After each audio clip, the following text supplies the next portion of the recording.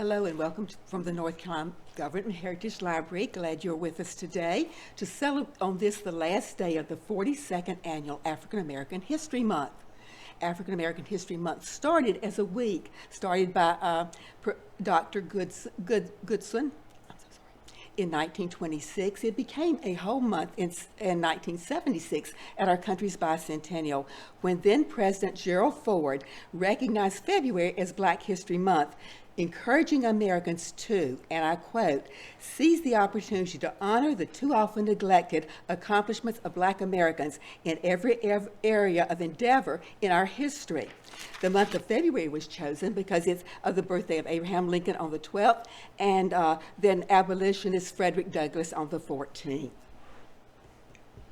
We're here today to talk about genealogy. Genealogy is all about you and all the wonderful people that made you what you are today.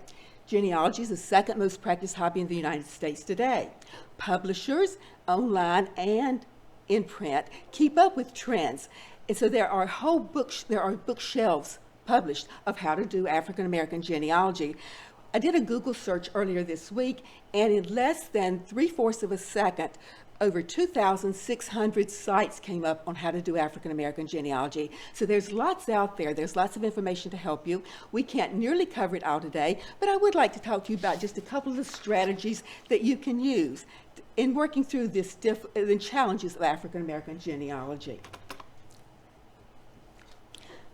For me, the mecca of all libraries is the Library of Congress in D.C. I went to their website, and at the top of their page on genealogy research, they tell us to compile a family history. The first step is to obtain information about how to do doing genealogical research, how to begin to learn about your hobby. Today I'm going to mention to you just a few of those strategies and tools that you can use, and I feel I would be remiss if I didn't mention also a few of the challenges that you may encounter, and at least offer a few suggestions on strategies how you may work around those.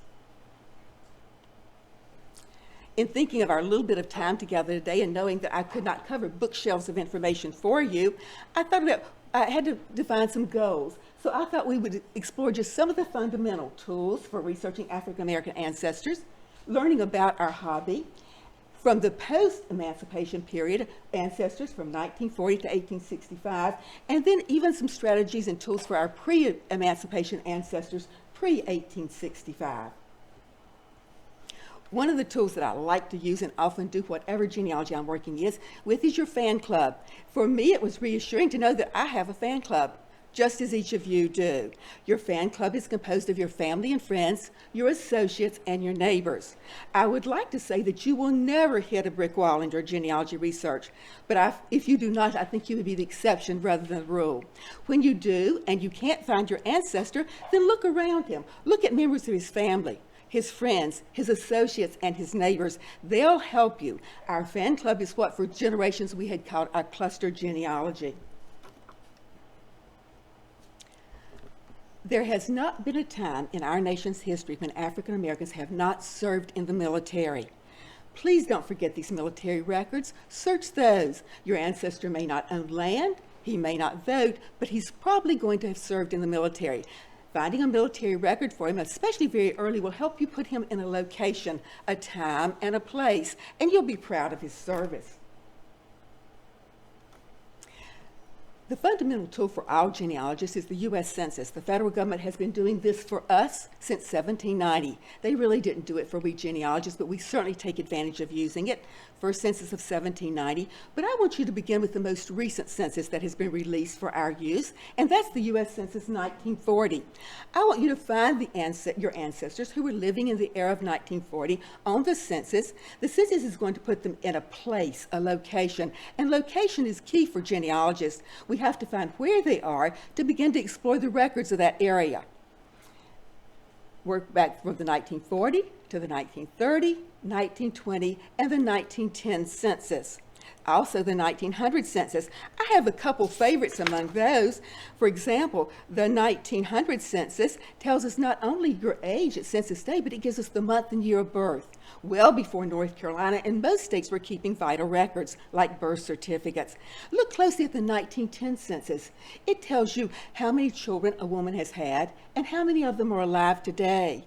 You may find that your great-great-grandmother has lost a child or two in its early infancy, and while it was never recorded, it certainly made a hole in her heart.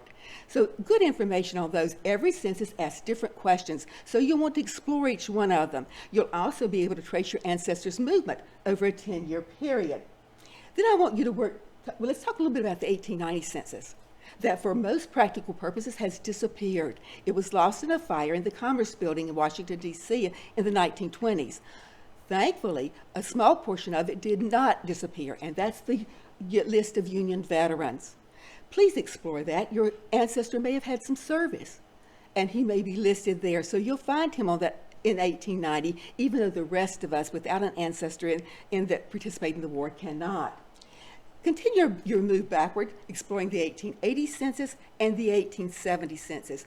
As you work closer and closer to emancipation, location is key. It is very important.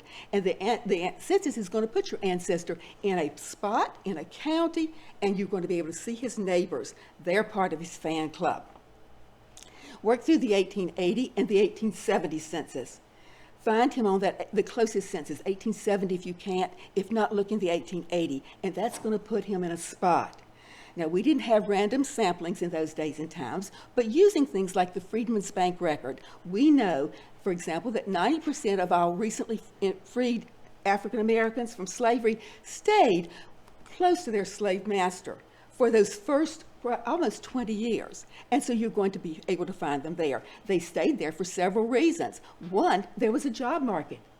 The person that had been their owner needs them now. So there's a job market. There's a place for them. And they have skills to fill the jobs available in that area. So they're going to stay close. We find, using Freedmen records, of the 10% who did move, 9 of those 10 moved to reunite with family. If they had been separated by a sale in slavery, then they went back to be close to family, because you can find family living together and close together in that day and time. All right, do remember though, by the time you finish that 1870 and 1880 census, the 1890's gone, but about 1890, we find a mass migration out of the South and of the United States. We find people moving northward, African Americans, and all individuals, as a matter of fact, Southerners in great numbers, if you will note, moved out of the South for the Northeast and then the mid of our country. They're going to jobs in the Industrial Revolution. There's suddenly a lack of labor. As the World War I comes along, immigration slows significantly, and many of those Europeans that were coming here to fill industrial jobs and had industrial experience in Europe are no longer coming into the United States. So there's a real vacancy there. And people are beginning to find out more about the rest of our country. More information is available than was available when perhaps a slave was first emancipated. All right, perhaps it reached its peak about 1950.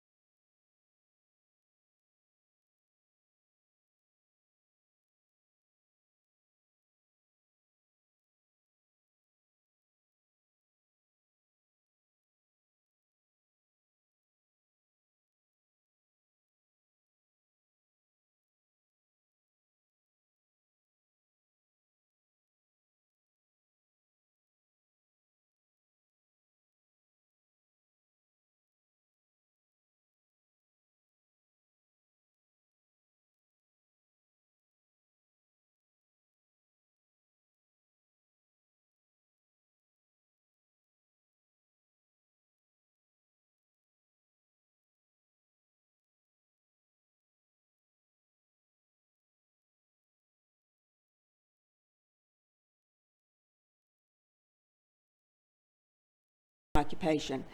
You've got to determine who that last slaveholder was.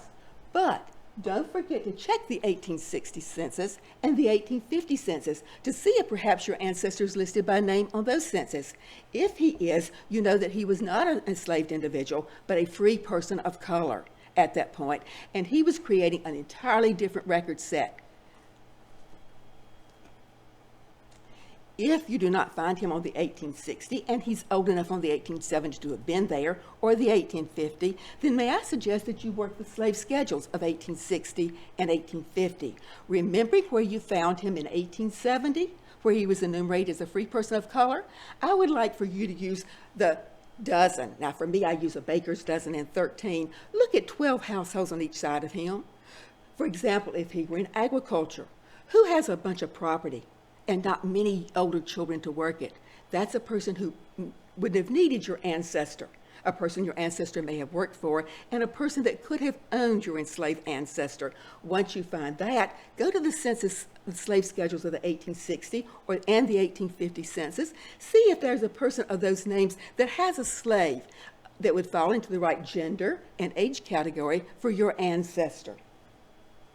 The 1860 and 1850 are not the only times that the federal government recorded slaves on the census. They did it in every census that they have taken since our first census of 1790. Before we move on, though, let me talk to you just a second about the surname situation, if I may, please. Promise I'd mention a few of those stumbling blocks that you may encounter. Enslaved African Americans were known by first name only. They did not have a last name or a surname. Once emancipated, they started creating the same records as everybody else did, and they had to choose a last name. They may have chosen the name of a former slave master. They may have chosen his name, and they are all Smiths. When that 9% of that 10%, when one of those ancestors returned, he may have, to his family, he may have said, but I remember grandmother saying that for a long time we were not owned by the Smiths, we were owned by the Joneses, and we were known as Joneses. So that family, without creating a record, may change their name to Jones. What I want you to look at is look close to the location and search by families of the same surname and proper ages.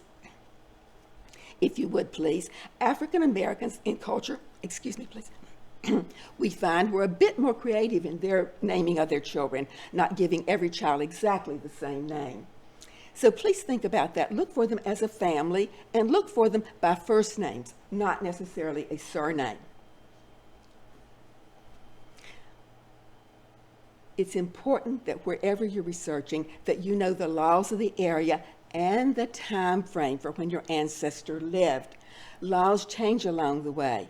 Most of your ancestors were very good people who lived within the laws current, and they dictated how and what they did. So you've got to know the laws, the slave laws, if you're working with enslaved ancestors, of that particular time period. And as I said, laws did change. Remember also, and you have to think about the legal status of your ancestor. Slaves virtually had no rights. They were non-citizens. They had no legal rights. Having no legal rights, this dictates the kind of records we're going to look for to substantiate and prove them in. Slaves were considered property in the United States, and you're going to have to look for them in property records. You're going to look for them in bills of sale, deeds of gift, perhaps one was given. You're going to have to look at the division of slaves in a probate record, if you would, please. Look for someone relinquishing a title to a slave or hiring slaves. Look for advertisements for runaways. Also look at emancipation records, if you would, please. These are all records that you may find your ancestor named in, called by name, called by his or her first name. Excuse me. There are a couple books that I pull off of our shelves often. Slavery and the Laws of Southern Slavery, and also Against Peace and Dignity, North Carolina Laws Regulating Slaves. Both of those books are in our library. Our library has second copies of each of those books. Recently, the Government Heritage Library has opened up library card possession to all North Carolina residents. So you may, if you have a North Carolina library card, you can check out copy 2 of any of the books that we have copies of. You may want to stop by our desk sometime or go online to the form. Fill out the form and apply for a North Carolina library card.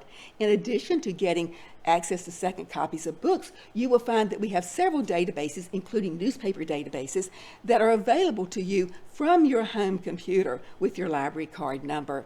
So I encourage you to get that library card to look at our catalog and see what books are important to you and your research that we have a second copy of.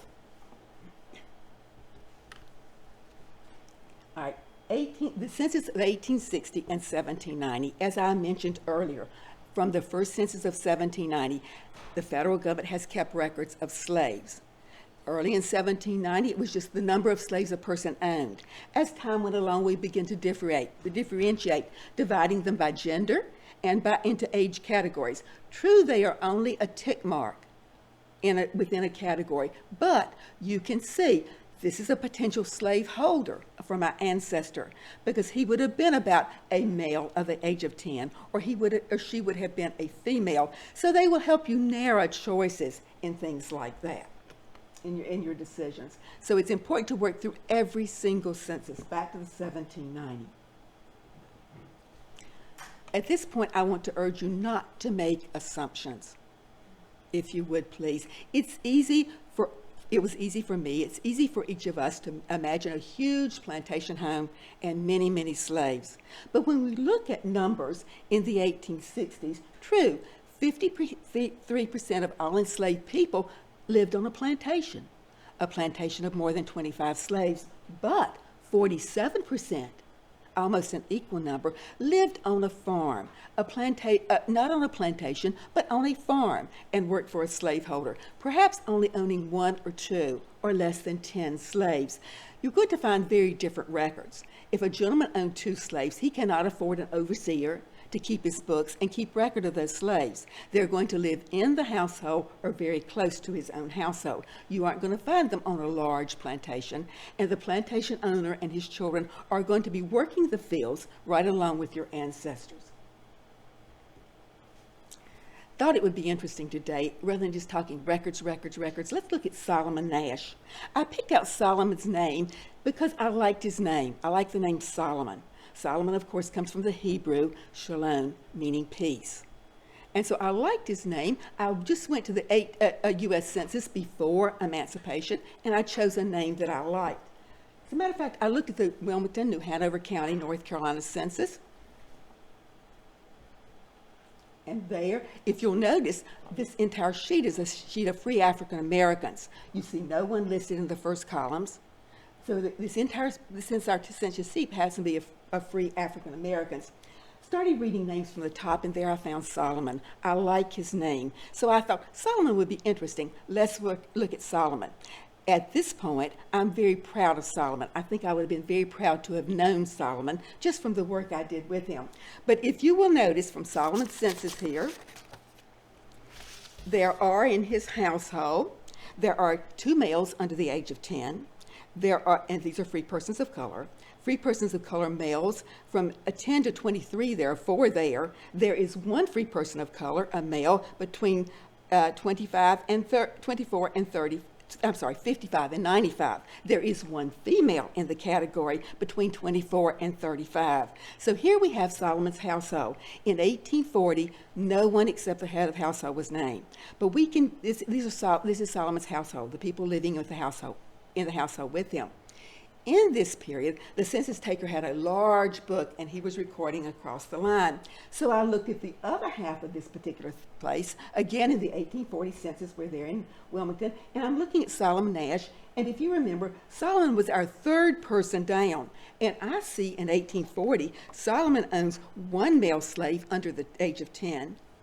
He owns 4 male slaves between the ages of 10 and 23. He owns 1 female slave between the age of 10 and 23. Solomon has a total of 7 slaves that he owns, that he's accountable for, that he pays taxes on, that he is registered on the U.S. Census of 1840. Reading on across the line, if you will notice, I know there are 9 people in his household that are employed in manufacturing and none in agriculture. So Solomon, his family members, and his slaves are working in some form of manufacturing. I'm starting to learn a little bit about Solomon, aren't we, as we go through? Well, I instantly went right back to the 1830 census. I searched in New Hanover County where I'd found him in 1840. He wasn't there. I looked all across North Carolina, considering the age category that he fell into, and I could find no head of household Solomon. That made me start to think. He was there. He was a free person of color on 1840. He wasn't there in 1830. Now, I knew from records that most of the African Americans living in the southern United States at one point had been enslaved, or else their mother, grandmother, or some ancestor had been enslaved. And I thought, I wondered if it was Solomon himself that could have been the person that was emancipated. I did not find him on the 1830. In our library, and we have a second copy of this book if you're interested in checking out, in our library we have a book, In Full Force and Virtue, done by William Byrd. So I went to that book and I looked, and there on page 180 and 181, if you will see here, I found the emancipation of Solomon Nash. In this printed record, this transcribed record, I find here, this is a North Carolina emancipation, and it talks about, if you would, it's dated the 26th of July, 1827. And on that day, John Waddell and his sons, Francis Waddell and John Waddell Jr., are posting a bond of 100 pounds. They are posting this bond because recently the Superior Court of New Hanover County, after John Waddell went to them and said, I would like to free my slave Solomon Nash, have given him permission to do so if he will post the bond. And the bond is to be used for the poor of New Hanover County, if you would please. But he's posting a bond here so that he can, this is the last step in the process of emancipating Solomon. And this is in July of 1827. Now that 3 years later, in 1830, we aren't exactly sure why Solomon was missed on the census, except that we know as early as 1790 and as late as 2010, people are routinely missed on the census.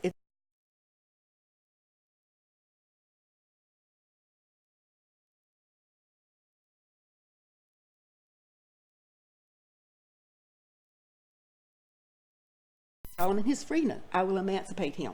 He had to first get permission from the court. Very early, he had to get permission from the legislature of North Carolina to do that.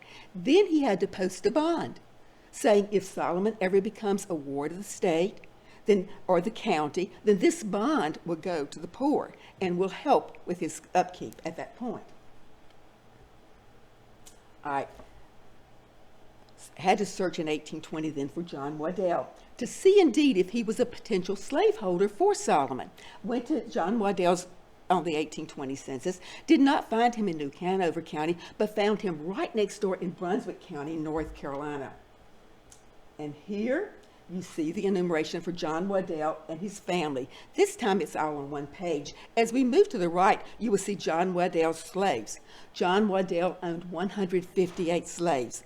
This is a little bit hard to read, so let me show you the revised, there you go, Ancestry's version of this so you can read, I hope, a bit better. The slaves are divided, again, not by name, but in categories, by their gender and their age, because that establishes their taxable value, doesn't it? Here on this census in Brunswick County, I see that John Waddell, of his 158 slaves, owned 17 slaves between the age of 26 and 44. One of those may be indeed my Solomon. That may be our Solomon. He may be one of those numbers. So I'm satisfied that maybe John Waddell has had Solomon for a bit. He's the slave holder. So now, I'm through with John Waddell. I want to find out more about Solomon. He's the focus of my research. He's the focus of my possible ancestor. Solomon did not sit around and say, oh, I'm so glad to be free. We can see that Solomon instantly got to work. In New Hanover County, Solomon, if you would please, bonded several orphans to be his apprentices. Now, an orphan is usually someone who has a father who is deceased. If you have a mother who's living, you're still an orphan. Everybody knows in 1840 a woman cannot support a child. So they would be considered orphans on their bonds. And here are some of the young men, the 5 young men that Solomon posted a bond for and took under his tutelage as his apprentices. Thought I would like to show you one of those bonds if you do not mind, please. It would be interesting to see just what it looks like a little bit. This is the bond. Now, this is just 11 years after he's been emancipated. This is the bond that Solomon Nash took out, if you would please, for an apprentice. The apprentice is Charles Cochran. Solomon was responsible, according to this bond, it's a legal document taken out of the court of North Carolina, to provide sufficient food, clothing, and lodging for his apprentice, and he's required to teach Charles to read and write, and he's required to teach him the art, mastery, and employment of a house carpenter. He's going to teach this young free African American of color a trade, but he also must teach him to read and to write.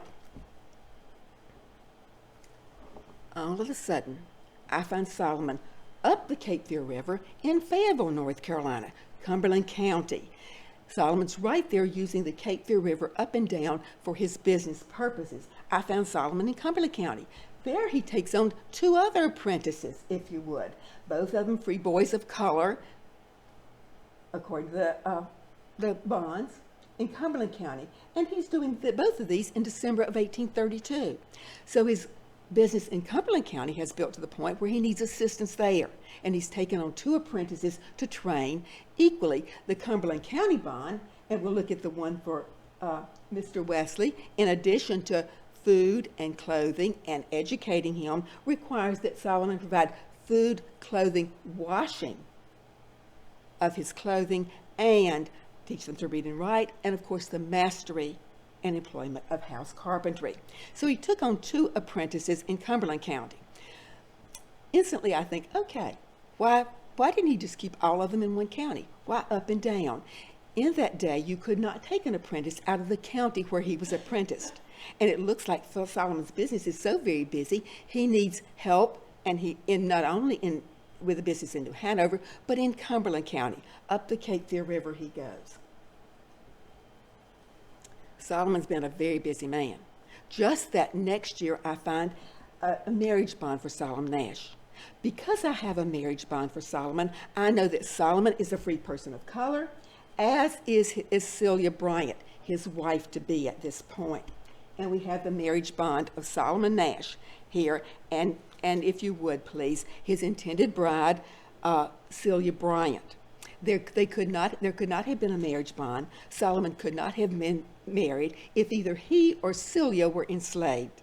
So I know by the laws of North Carolina that Celia Bryant also was a free person and a free person of color.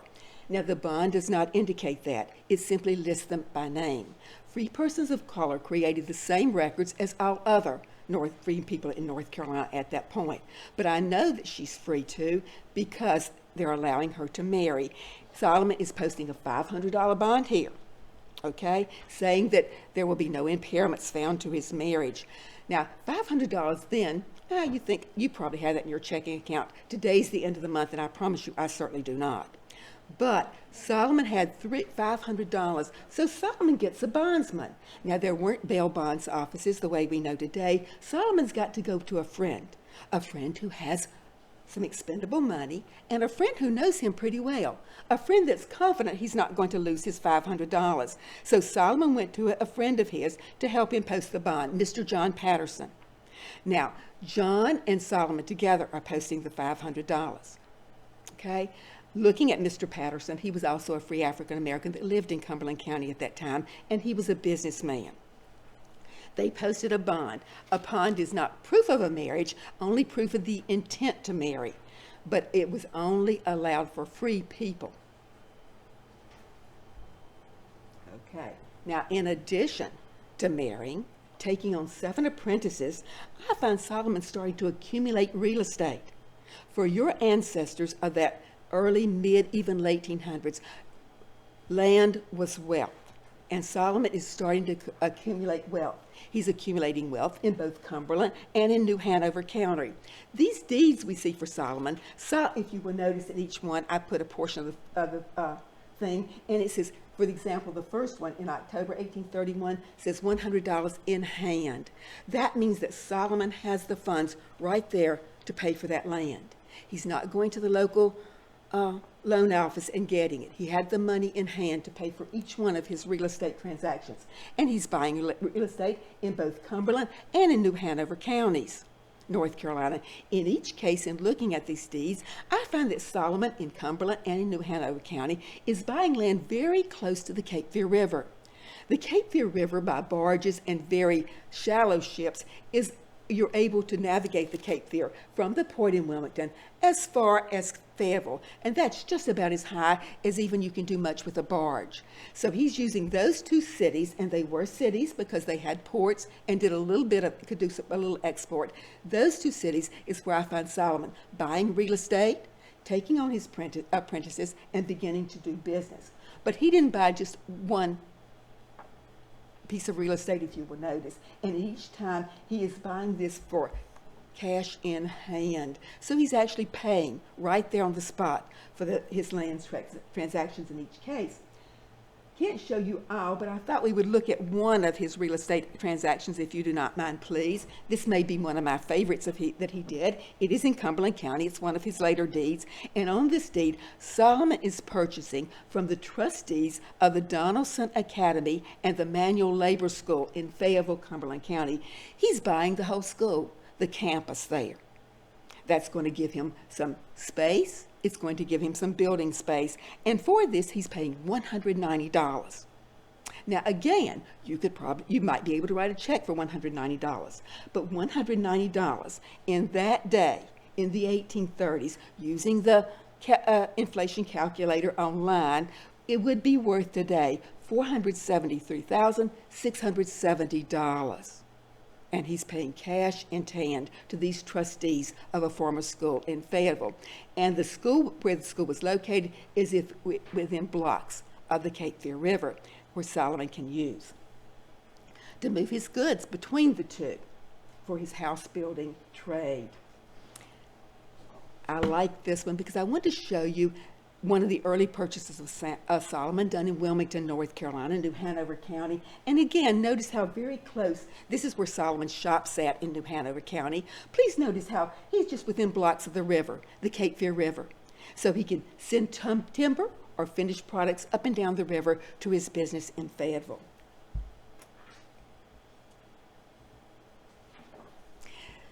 This is a house that is still standing in Wilmington, North Carolina.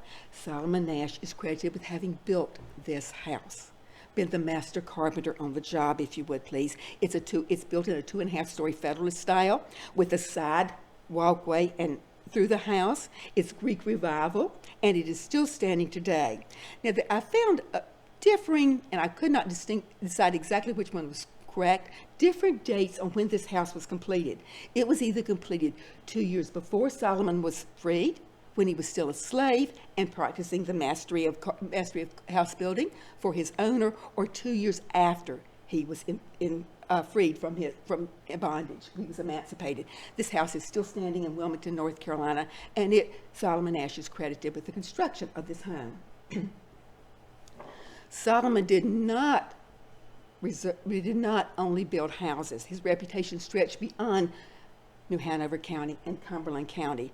North Carolina State University had did a bit of things, and they found different buildings, different homes standing today that Solomon is credited with. And you'll notice they're all across North Carolina, as far west as into Asheville, North Carolina. Houses that we know that Solomon built, one or more houses on a particular location. Solomon was all over the place. And I was trying to keep up with him, back and forth and back and forth. Oh, this is a picture of the storefront where Solomon's particular in New Hanover County, the place I showed you there, close to the river. This is the storefront that stands there today, very close to the river. You can stand on this street and you can look at the USS North Carolina moored there in the harbor at Wilmington. We talked about and looked at a transcription of an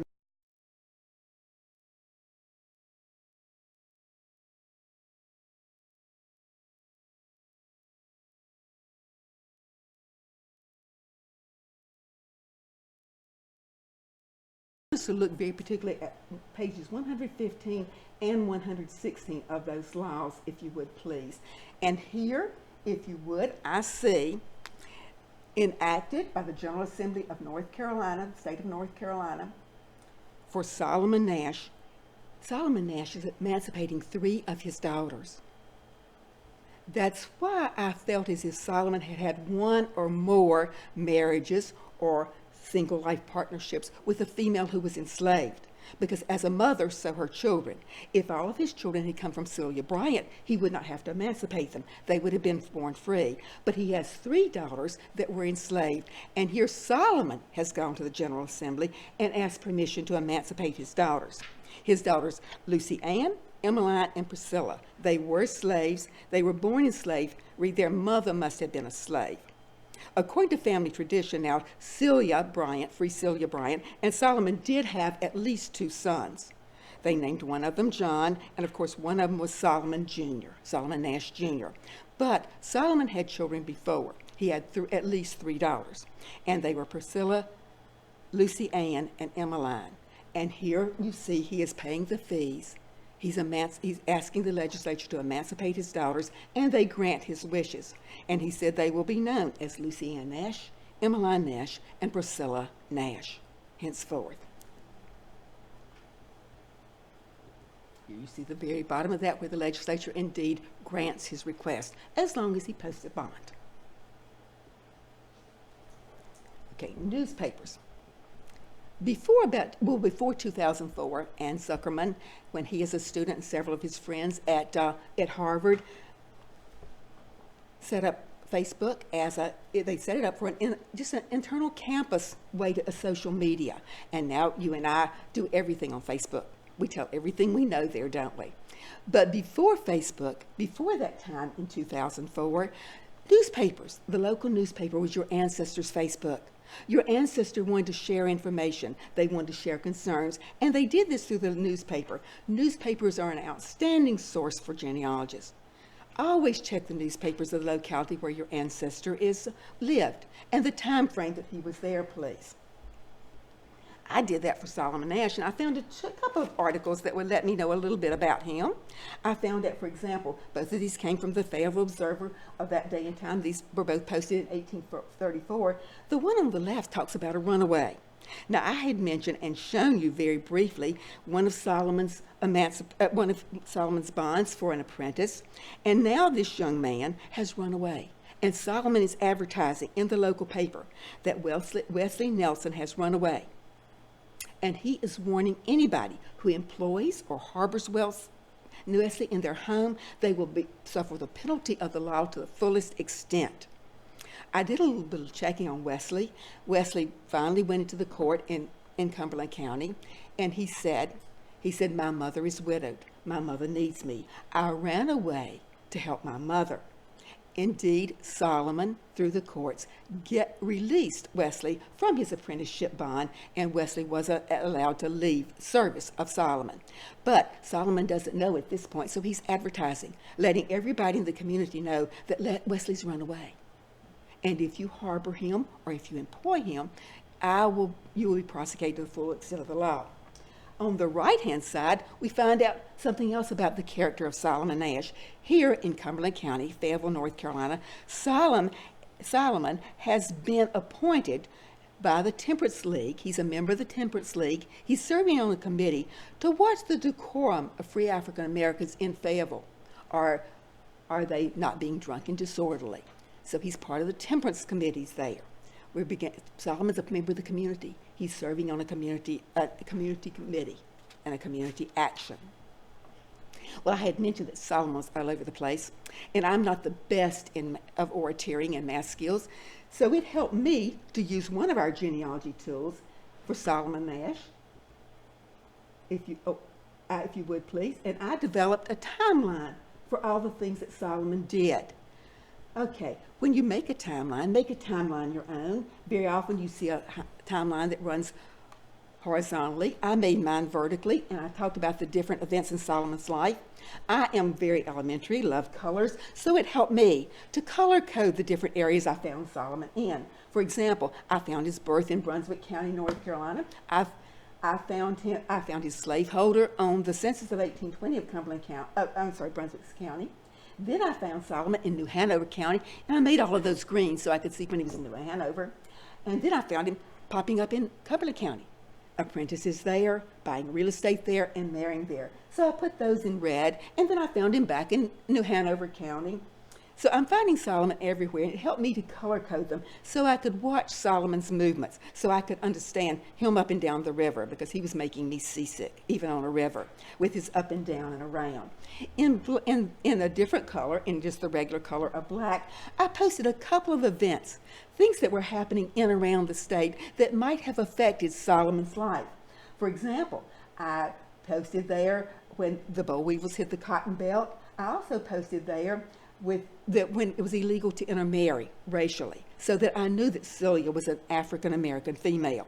The law was passed just before Solomon took out his marriage bond and married Celia. But it helped me to have a timeline, because Solomon indeed was busy constantly. He was always working with his business, and he was not working just in one county. Going back to newspapers and our Facebook, if you would, please. Now, remembering this is well before North Carolina kept vital records, records of their birth, deaths, and marriages. But there in the Wilmington Chronicle, New Hanover County, on Wednesday, the first day of July, 1846, on page 2, I found this article. And it's an article about an accident that happened on Wednesday afternoon last. That would have been on June the 24th. The Wednesday just before this. And if you will notice, it says, on that Wednesday afternoon last, in a building that was a brick building that was being erected on Market Street, if you would please, and it talks about the scaffolding on the side of that building that the workers were using were falling. It names the workers. Among these workers is Solomon Nash, a free-colored man carpenter. At that point, the scaffolding fell. Most people were not injured. The article does go on to tell us, though, that Solomon was taken up unconscious, if you would, and he was removed from the area. They took Solomon just a couple blocks away. Do you remember his shop that we looked at there in Wilmington? They took him back to his shop, and he died there the next morning. Died there in his shop the next morning. We now know the date of Solomon Nash's death. We now know that this gentleman, who had only been emancipated for 11 years, was emancipated as a middle-aged African-American, and you and I have seen in those 11 years all of the things he did with his life. He accumulated real estate. He took in 7 different apprentices, teaching them the fine art of carpentry. As he knew, he taught them to read and to write. And he accumulated real estate in downtown Fayetteville, North Carolina, Cumberland County, and in New Hanover County, Wilmington. This is what stands today at the location of Solomon's shop, the place that they took him from the accident scene, carried him several blocks. He was here overnight. He died early the next morning on the 25th. Don't stop when your ancestor dies if you find mention of their death in a newspaper. Keep reading for a bit. Less than 2 months later, I found this advertisement in the same Wilmington Chronicle that says, for rent. 2 carpenters, 1 woman, and 2 children belonging to the estate of Solomon Nash. Okay, so these were people that were Solomon's apprentices or his female slave and their children, and they're trying to rent them to gain proceeds from them. Because the 2 young men he had with Celia, are Solomon Jr. and John, are not yet ready to take over the business. From our library shelves, I pulled off Mitchell's Index of North Carolina wills. He's indexed all the surviving North Carolina wills for us from 1665 to 1900. Now, he didn't give us a lot of information. He tells us the name of the deceased. In this case, it was Solomon W. Nash, Solomon Waddell Nash. And I know that it is in county number 70, county code 70. That's New Hanover County, North Carolina, where I could find his will. And it's in Will Book AB on page 451. And AR means it's right upstairs from our library in the Office of Archives.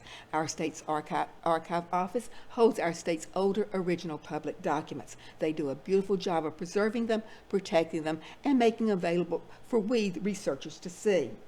Well, I took the elevator instantly upstairs and found Solomon Nash's will, if you would, there. And Solomon wrote his will. He wrote and he signed his will 8 years after he was emancipated.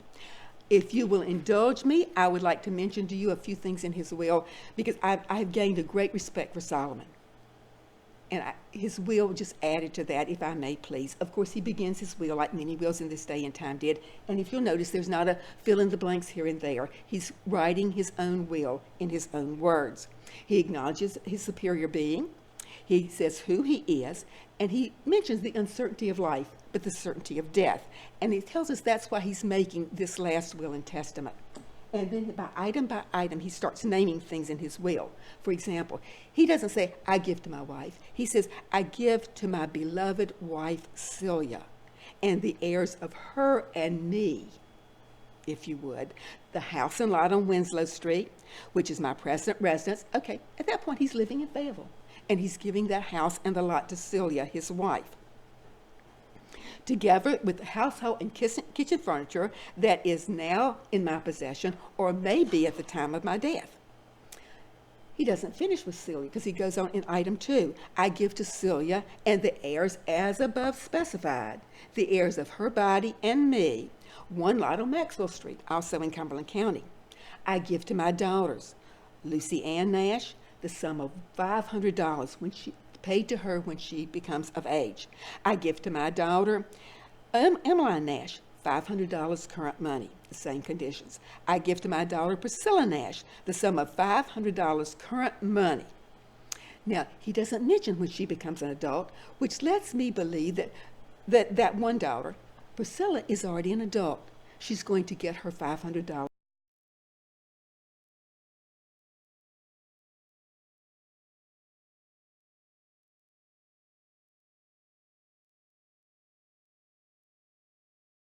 After my death. At that time expires, I devise her to be freed. But he goes on. It says, the way I desire Vinnie to serve my daughters is for her to be hired out for the term of 10 years, and the proceeds equally divided among my daughters. He's not saying that she's going to wait on my daughters. She's going to be hired out, and the money divided between them. Solomon, his will goes, and his estate records go on for several different pages. He talks about his remaining property, real and personal, bonds and accounts to my son Solomon. Okay, that's the Solomon Jr. We talked about, when he becomes of age. So he yet not is either. Again, he mentions Celia, his wife, and he gives her at his death $200. Now, you've seen how much $190 is. So that $200 is not a small gift from Solomon to her. And he appointed his friend, Matthew N. Lacey, executor of his wishes, his last will and testament. Matthew, another person we would put into Solomon's fan club. His associate of his, someone that he values and trusts greatly. From the inventory in New Hanover County, we see that Solomon owned at least 5 other slaves at the time of his death. Here is Solomon signing his will, S.W. Nash. It was written 8 years before his death. He added no codicils to the will, but there were estate papers, because he had not only property, but he had the goods. He had lumber and buildings and of sorts for his business. And he's signing his will, S.W. Nash. Don't you like the flourish to his handwriting? Okay, now we've done the genealogy of Solomon, and I found him as Saul. I find him as S. Waddell Nash, S.W. Nash, all sorts of different ways. Each way you find a person's name, an ancestor's name recorded, write it down, because you may find him in one record one way, in another record named slightly different. But his genealogy, we know exactly when he died. We know from a newspaper, without a vital record, exactly his date of death. We know the location of his death, New Hanover County, North Carolina. We know from the marriage bond, very close to his marriage date, to Celia Bryant. We don't know of his earlier marriages, one or more, that produced those 3 enslaved daughters that he emancipated. And we know the approximate time of his birth. Using census and the age categories that he fell into, we know he was born about 1779 in Brunswick County. Now, I wrote that in pencil because we don't yet have an exact reference to reference that to, do we? Of course, at the bottom, we certainly listed the documents and the sources that we had used to gather this information. But I think you and I know Solomon more than just names, dates, and locations on a piece of paper, by newspaper articles, by his gathering of and his expansion of business. I think we know Solomon a bit more as a person today than we did when we started. So, have we reached our goal? Was I able to tell you a little bit about some of the fundamental strategies and tools for doing genealogy research, African American genealogy research? I mentioned the naming situation. Of course, we mentioned the other situation, the mass migration, where you find your ancestors on the move in the very, very end of the 1800s and through about 1930 or 40 out of the South. So we've learned a bit about our hobby, haven't we? We saw Solomon Nash as an enslaved person and as a free person of color, and both were true in North Carolina. I don't know about you, but I'm always hitting a brick wall when I do my personal genealogy. If you're stumped, or if you'd like to talk more about how to, the Government Heritage Library provides a service. You can make an appointment. You can book a librarian, and for 30 minutes you will have an individual's undivided attention. If you go online to our website, you'll find out just how to do that. You don't always have to come into Raleigh and allow us to help you. We can do it by telephone. We can Skype with you. We can email with you, okay? So you might want to, well, I've run into this brick wall. Just talking it through with another person sometimes will help you get over or around that brick wall rather than continue to beat your head against it. We are the North Carolina Government Heritage Library. We encourage you to go onto our site. There's lots of good information there, information that you will enjoy. Our catalog is there. You can see what we have. If you have one of those state library cards, be sure, if you would please, to look for second copies of books that may be of interest to you, books that you would like to check out. Thank you.